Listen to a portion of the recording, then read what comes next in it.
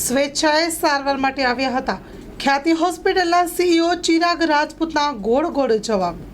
આજુબાજુના ગામોમાં health ચેકઅપના camps થતા હોય છે, જે દરેક હોસ્પિટલ કરે છે. એ સંદર્ભમાં તારીખ 10/11ના રોજ રવિવારના બોરીસણા ગામમાં આપણે એક કેમ્પનું આયોજન કર્યું હતું. ત્યાંના સરપંચના સહયોગથી ત્યાં મહાદેવ મંદિર છે, ત્યાં આગળ આયોજન કરવામાં આવ્યું હતું, જ્યાં ઓલમોસ્ટ 100 જેટલા પેશન્ટોને આપણે ત્યાં આગળ કાર્ડિયાકમાં ત્યાં લાભ આપવામાં આવ્યો હતો જોવાનું. એમાંથી લગભગ 20 પેશન્ટોને વધારે ત્વરિત આગળ સારવારની અને તપાસની જરૂર હોવાના કારણે આપણે એમને હોસ્પિટલ આપણી અહીંયા આવવા માટે સજેસ્ટ કર્યું હતું, જે એમની સ્વેચ્છાએ એ લોકો અહીંયા આવેલા હતા.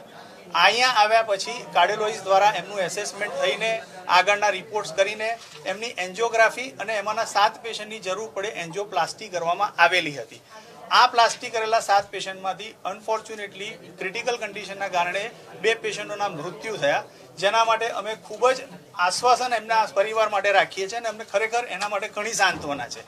આ માટે પોલીસ અત્યારે ઊંડાણપૂર્વક તપાસ કરી રહી છે અને એ તપાસમાં અમારા તરફથી બને એટલો પૂરેપૂરો બધી જ રીતનો સહયોગ અમે આપવા બંધાયેલા છીએ. અને અમારી તમને પણ રિક્વેસ્ટ છે કે તમે આવા કઠિન સમયમાં અમારી પડખે ઊભા રહેશો અને જે સત્ય છે એ બહાર આવે એને તમે પ્રકાશિત. એટલે આપણે પોલીસ તપાસ ચાલુ છે અને વધારે ડિટેલ તમને લોકો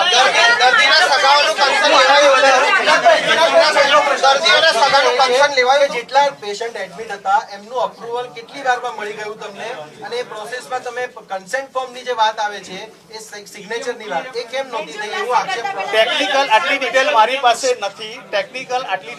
પાસે નથી. પોલીસ પણ એ તપાસ કરી રહી છે અને એ તમને એમના બાઇટ્સમાં આગળથી રિલીઝ કરશે. બીજી એક વાત એવી હોય છે કે એક જ સાથે આટલા એક જ ગામના વ્યક્તિઓની એક જ પ્રકારની સર્જરી ન થઈ શકે એવો એક નિયમ પણ છે, લગભગ અમને જ્યાં સુધી ખ્યાલ છે તેવું.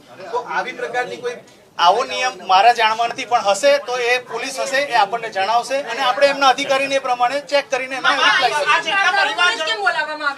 નો આમાંના કેટલાય પેશન્ટ એવા છે કે જેને આપણે તદ્દન ફ્રી સારવાર આપેલી છે.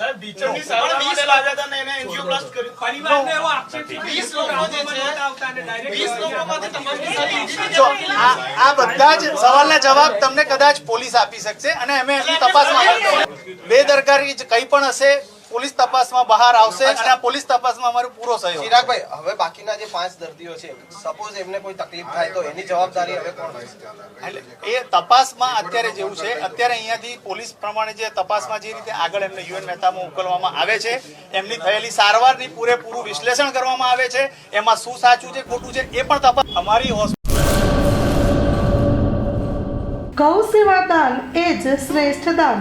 તારીખ 29/10/2024 ધનતેરસ આસો વદ તેરસથી હોળી ફાગણ સુદ પૂનમ સુધી બીમાર અપંગ અબોલા જીવોને સવારના શીરો મીઠાઈનું જમણ એક ટાઈમના ₹5100, સાંજના ખોળ ભૂસો અને સૂકો ચારોનું જમણ એક ટાઈમના ₹5100. પાંગડા ઘરના સમસ્ત જીવોને સવારના એક ટાઈમ શીરો જમણના ₹15000, સાંજના ખોળ ભૂસો અને સૂકો ચારાનું જમણ એક ટાઈમના ₹15000.